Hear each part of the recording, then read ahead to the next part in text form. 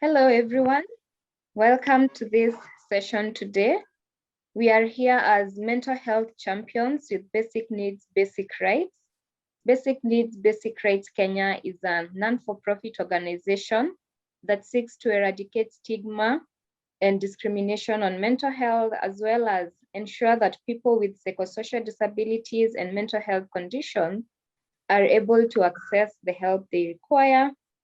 And during this May Mental Health Month, Basic Needs, Basic Rights, in partnership with other partners, have been running a campaign called the Quality Rights Program. And this is a program introduced by WHO, World Health Organization, in partnership with Ministry of Health, just to try and expound more on where rights of people with psychosocial disabilities, cognitive and intellectual disabilities, as well as the rights of people with mental health conditions have been violated in our health system, and how we can better address it, or how it should be ideally. So we have present mental health champions with basic needs, basic rights, who have been sharing their experiences on different parts of the quality rights program, so that we have this conversation on where have things not been going right, why, and what can we do about it. So I will introduce myself and mention the other champions to also introduce themselves before we start our discussion today. I am Immaculate Wanjiko Karanja, a digital marketing consultant and social media strategist and mental health advocate. Brian, you can say hi to us.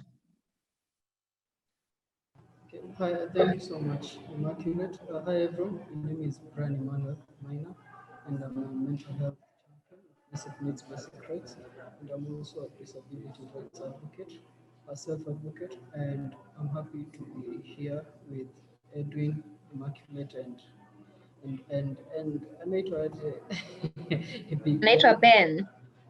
Ben, nimefurahi sana kuwa hapa na nyinyi discussing this topic today. So thank you so much, Immaculate. Thank you so much for joining us, and we really look forward to having this discussion with you. Edwin, you can say hi to us. Hello, people. My name is Edwin. I'm a champion with Basic Needs, Basic Rights, a passionate mental health advocate. So I'm really happy to be in this discussion today. Yeah, thank you. Professionally, I am an accountant, actually. Yeah. Thank you so much. And we are really glad to have you in the session as well. Ben has dropped out for a minute. I'm sure he'll be back. Let's just give him a minute. In the meantime, we can continue.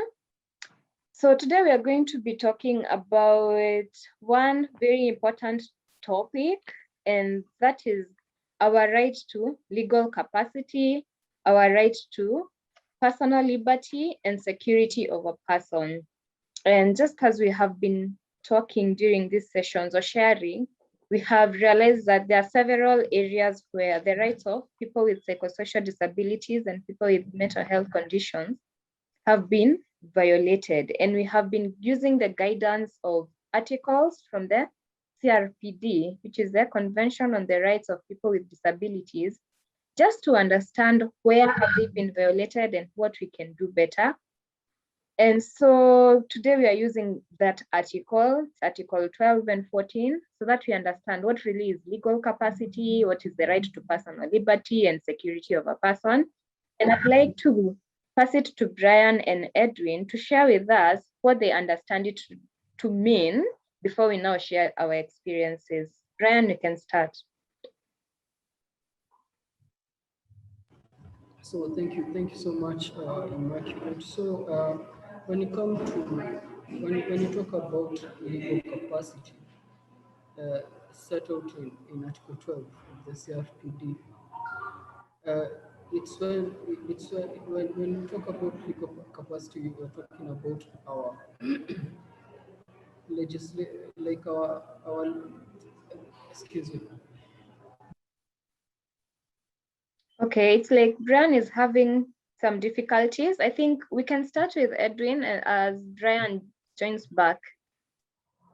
Yeah, I thank you very much for that opportunity, Immaculate. I think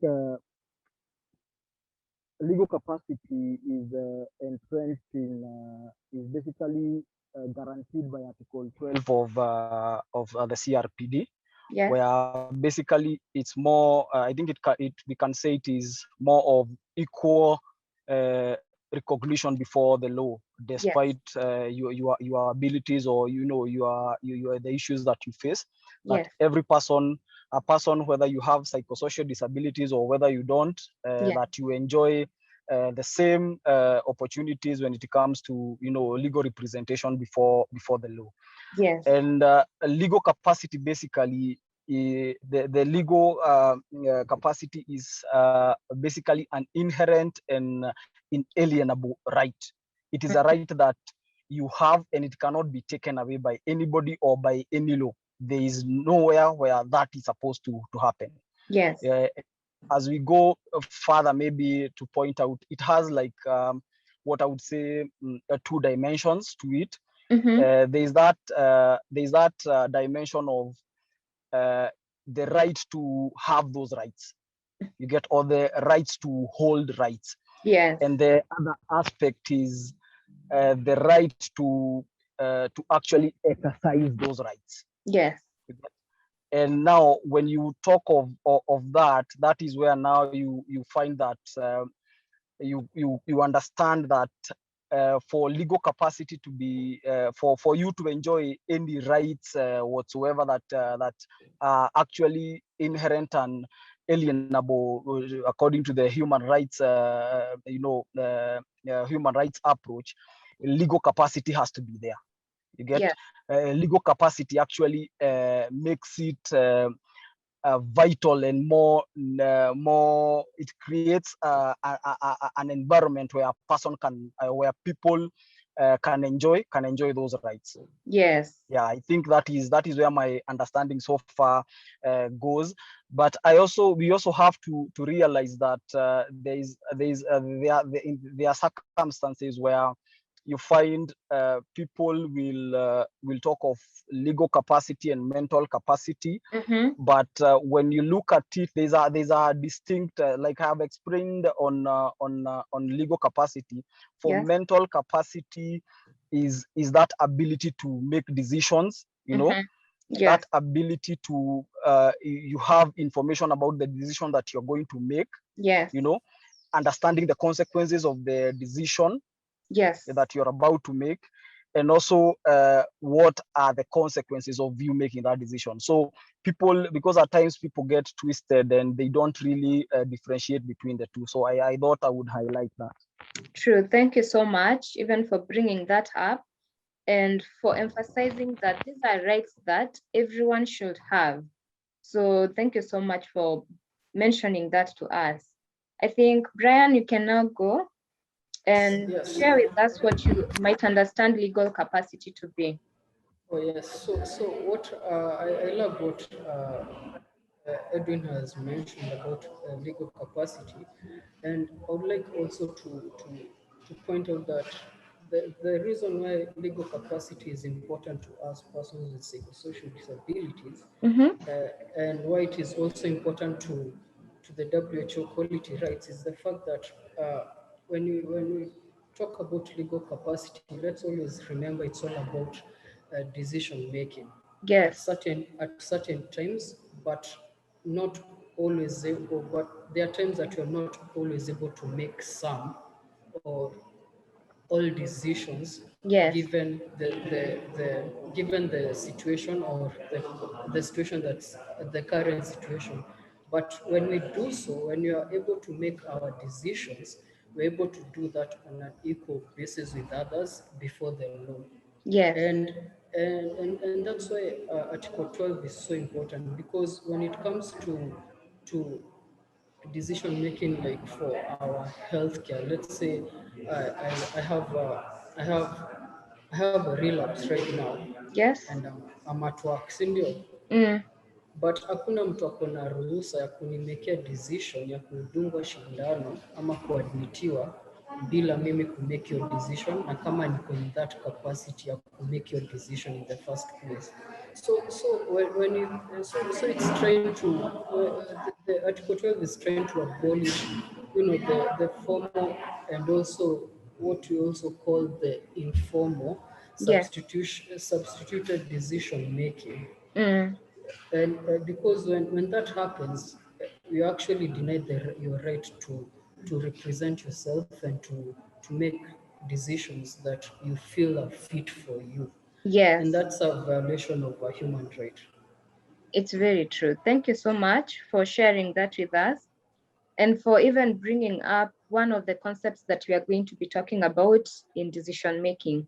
But we have basically understood that the right to legal capacity means your right to make decisions, your right to hold all these rights that we have been talking about. And especially when it comes to your treatment plans, what you want your recovery journey to involve. And that is now what specifically we are going to be talking about. And note that we are going to be talking that on different things. So the first thing is informed consent, so that as we are going to be sharing our experiences, we can now share in these areas. We are going to be talking about informed consent, and that means that when a person is able to receive, understand all the information possible so that they can make decisions. Remember, we have said this article is basically on legal capacity, is basically about being able to make decisions. But for you to make the right decision, you need to have received all the information available, understand it so that you can make the right decision. And so that means there are some things that might be needed so that that information is understood well. Sometimes it might mean using the person's language. It's called mother tongue. What's that name language? Oh, native language, yes.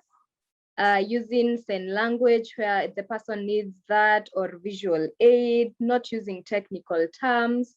But unfortunately, sometimes you find that for the person with the mental health condition or other psychosocial disabilities, the people taking care of them, the practitioners, are talking either very fast, using very difficult language, just, it's not being understood by this person. And now that's the first way this right can be violated. Number two is, for this to be possible, this person needs to know the benefits, the risks, the alternatives that are there so that they can choose the option from an informed point. So make sure that you give benefits and risks of using this treatment option as compared to that one. What are the benefits and risks of not using this other treatment option? Any other alternatives? And remember, this person is now the one who should make the decision eventually from what they want. We say it's from their will and preferences. And this decision should also be made without coercion, without hurrying the person, without making them feel like you're influencing their decision. It needs to come from them completely because this is what they feel is best in their recovery plan. But sometimes we see that there is either threat, there is coercion, there is pushing. This person is not being given enough time to make a decision, and definitely they might not make the right decision in the process because of all that. So sometimes there can be a very thin line between supporting and influencing the decision they are making. So ultimately, the most important thing to make sure is that they're the ones who made the decision. It came from them because that is what they feel is best in their situation. And as we finish, we are going to say what are the different ways we can ensure that this happens. That means don't rush the person, communicate in the right way so that the person is understanding what you're saying, ensure you understand what different systems of supports might be needed so that they have all the information they need. Plus, remember, people need different supports at different points, depending on maybe the severity of the condition. Maybe at the beginning, they're still able to make some decisions well, but as it continues, they might need even more support. Or sometimes a person can make simple decisions on themselves, doesn't necessarily require support, but later in complex decisions, they might need more help. So it is varying. And so this help or support needs to be tailored to the person, the condition, the circumstances that they are in, so that we ensure that you are able to support in the best way possible. So that is about informed consent. And the other thing is, remember that sometimes a person might also decide they don't want the support. And that should be respected as well.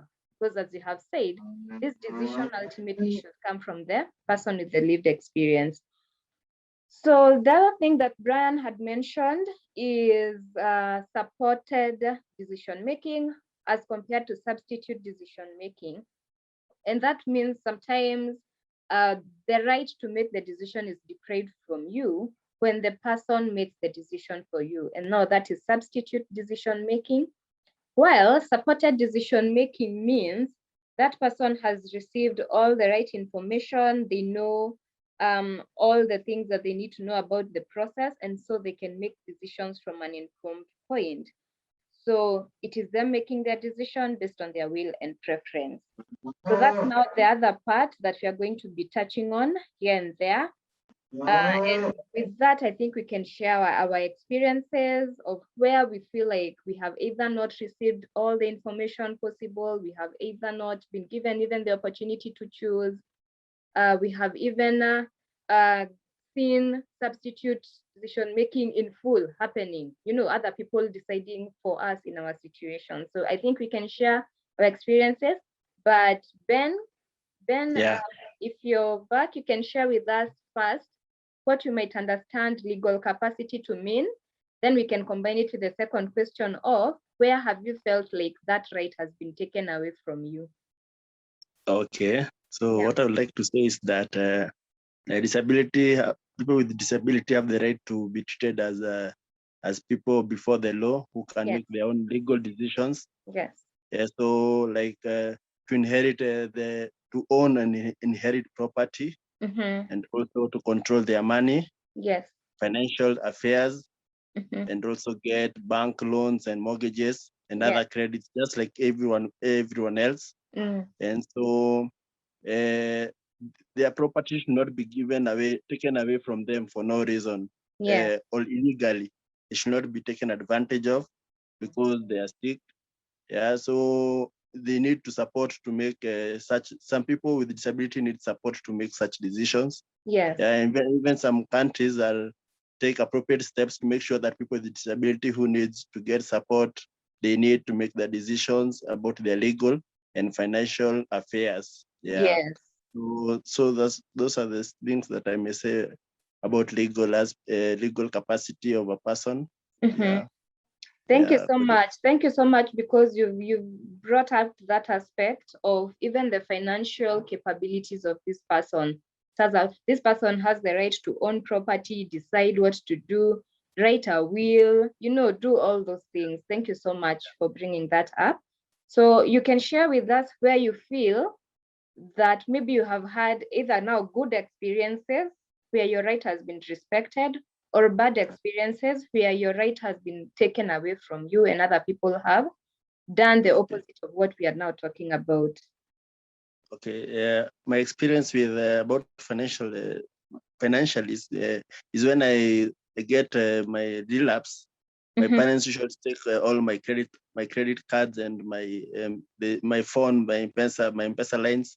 So I usually have no access to any money because they say I'll misuse it. But when you come on the positive side, it's true because I misuse it. Yes. But sometimes when I really need, when you are well, they ask you a lot of questions. What do you do? What do you want to do with the money?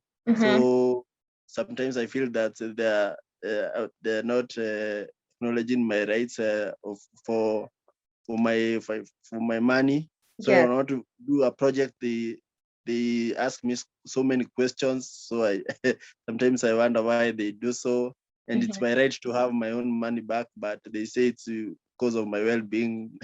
It's for my care. They care about me. So those are some of the also right. There's sometimes that I usually one time I was locked up in a small room because I was very violent, and I was violent because they were not listening to me. So I saw they didn't give me a chance to just say what I wanted. So Yes. to be locked up, it was also something that I saw it was not good for me. Yeah. Yes. So I saw my rights were violated.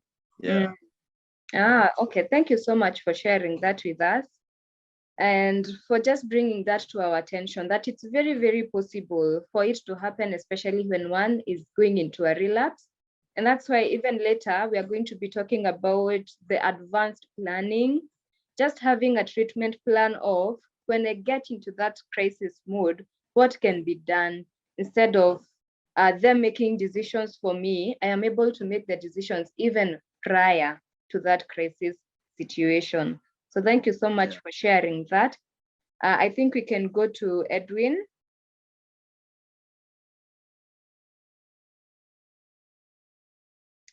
Edwin, your mic is off. Oh, sorry about that. I think for me, because initially nobody in my settings really understood what was happening. They really didn't know. Yes. But now since they are aware, you find that they do make comments or assumptions that if I'm trying to do a certain thing, that whether I have got it through or am I just being impulsive, you know? And that kind of questioning feels that they don't trust my ability to think and to make a good decision on my own. You Yes. get? So that is one thing that I have commonly found that from friends, family, you know, and people around me have like they second guess my decisions, and you find that it kind of puts you down for a moment. But one thing that I've come to realize is they are as ignorant as I was back then. Now I know about legal capacity. So my biggest challenge now is how do I talk to them about legal capacity in a less technical way, such that they understand that despite me struggling with depression, anxiety, and ADHD, I can still actually the law recognizes me as Edwin and allows me to make decisions about A, B, C, and D. And you know that is where now it's a bit tricky because people will accept information differently. But I also think this is where I was talking about mental capacity. I think people confuse mental capacity and legal capacity because I think they come from the perspective that this person, being a person who has gone through mental health issues, has gone to treatment facilities, does he have the mental capacity to make this decision? Is it an impulsive decision? You know, is he thinking straight? So I think people confuse that, and at times it's very hurting. But now this is where, as advocates and as people who are doing actually who have done and completed equality rights, this is where now where we come in, and we these issues and we discuss about these issues so that people can understand that people need their own their own a leeway to make decisions. And instead of influencing their decisions, support their decisions. You get? If I say that today I'm going to do task A, instead of telling me I should do task B, try and understand where I am coming from, so that I come to that conclusion that I need to do task A. Don't tell me that I need to do task B. Try to find out where I'm coming from. And it is from there that we see that at least you are genuinely concerned, that I will even look at what you're saying with so that we can have a discussion.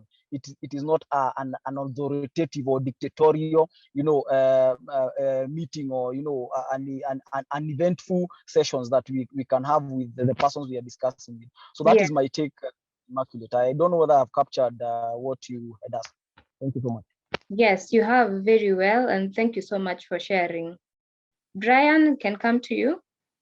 Yes, so thank you so much, Edwin. He has mentioned very key points, and I like the fact that he has mentioned the terms that he mentioned about mental incapacity, and there are also other terms like mental infirmity and unsound mind, and these are discriminatory terms that we really need to change when it comes to our Kenyan legislation, because these terms are the same terms that lead to the the barriers that come to that the barriers of legal capacity when it comes to persons with psychosocial disabilities.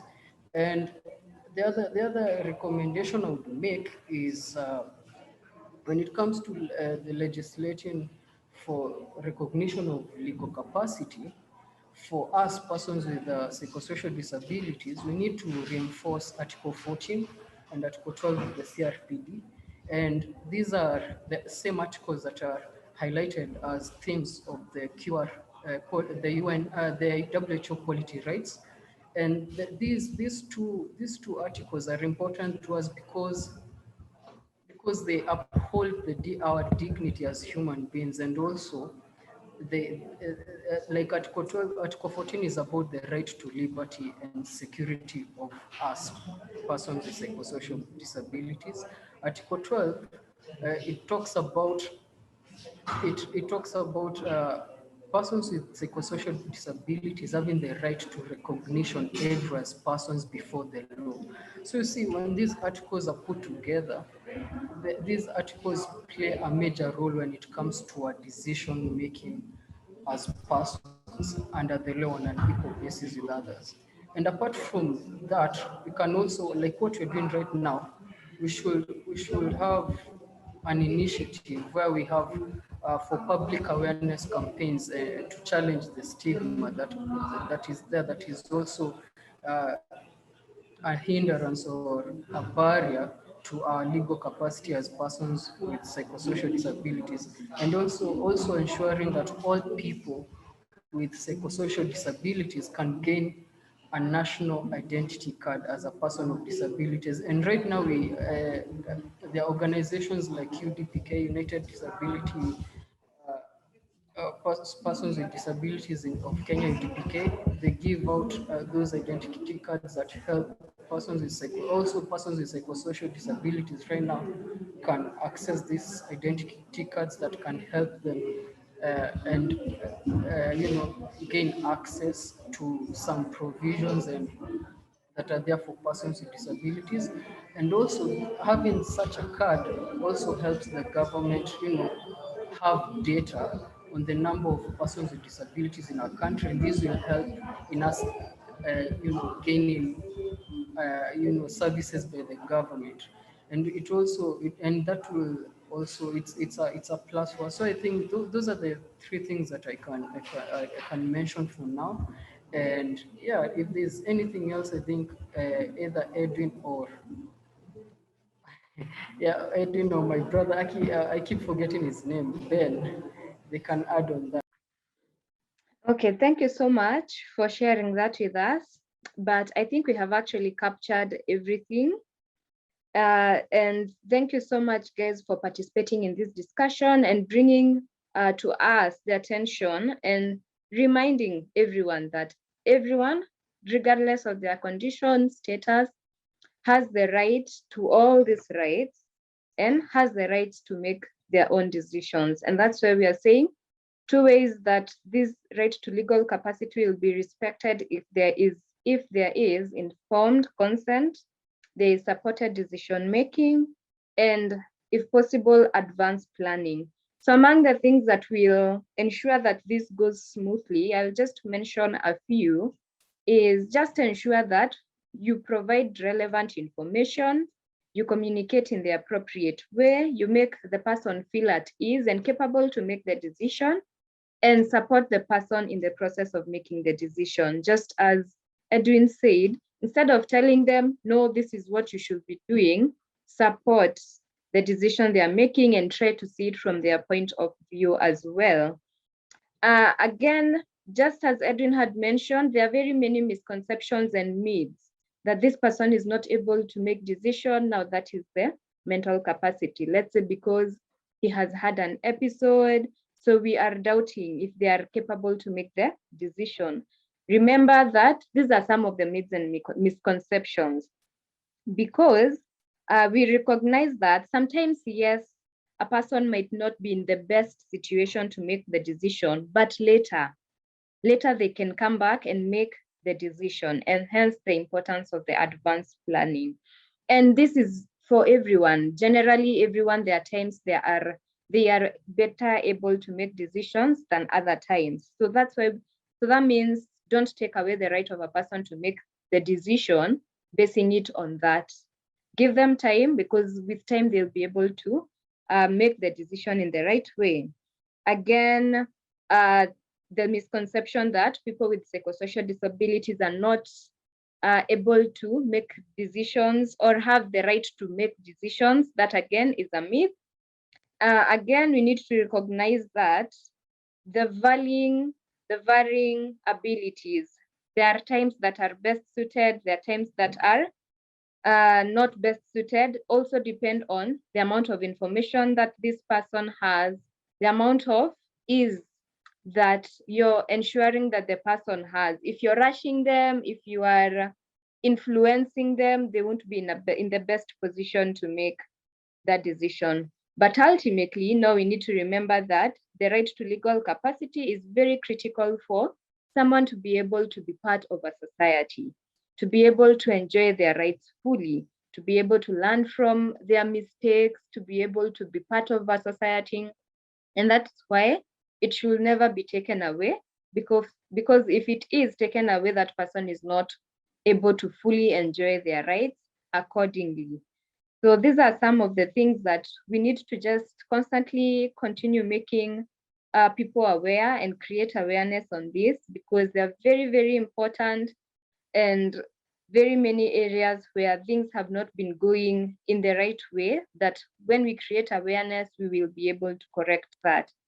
So thank you so much to all the champions who have participated in this discussion, and feel free to contribute to the discussion as well when you get to watch these.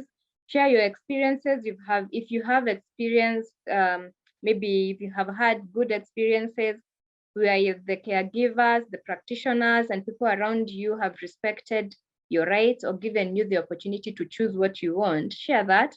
If it's the opposite, where your right has been violated, feel free to share that as well.